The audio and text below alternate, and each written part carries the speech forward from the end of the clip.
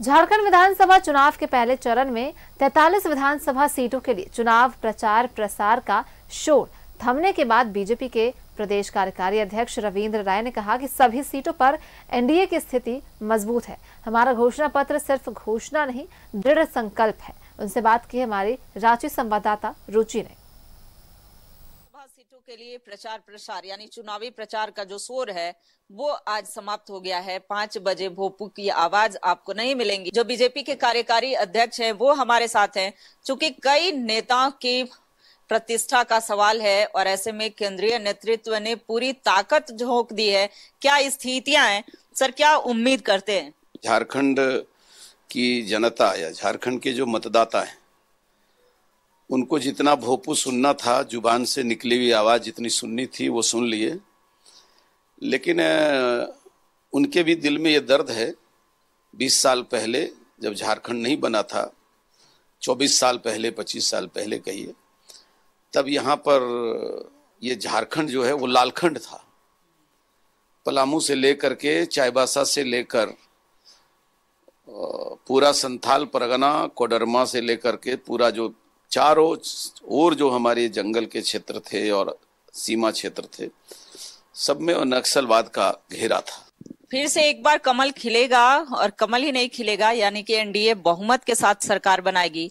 अंत में एक छोटा सा सवाल है कि 150 संकल्प के बिंदु थे, उन संकल्प को पूरा करने का जो संकल्प है वो प्रधानमंत्री के साथ साथ गृह मंत्री की बात हो या प्रदेश स्तर के नेताओं, आपने भी कहा है एक तय समय में वो सारी बिंदु जो हैं यानी कि सारे संकल्प पूरे किए जाएंगे।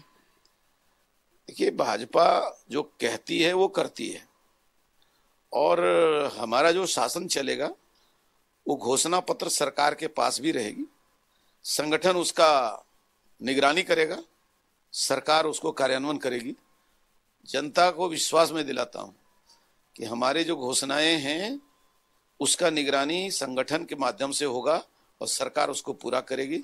इसमें कहीं भी हम नरेंद्र भाई मोदी के किए गए वादा के साथ समझौता नहीं करेंगे।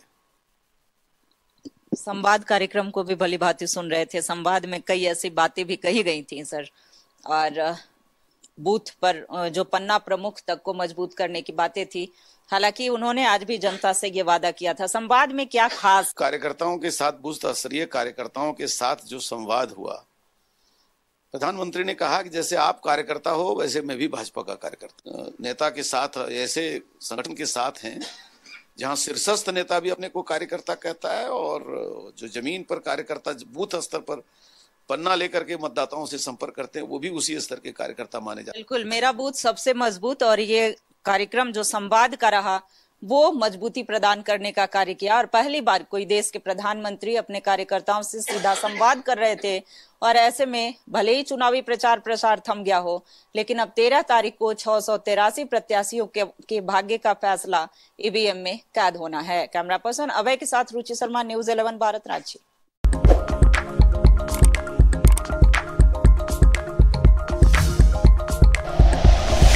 Like and share videos, subscribe करें हमारा चैनल और प्रेस करें बेल आइकॉन। न्यूज़ 11 भारत, सच है तो दिखेगा।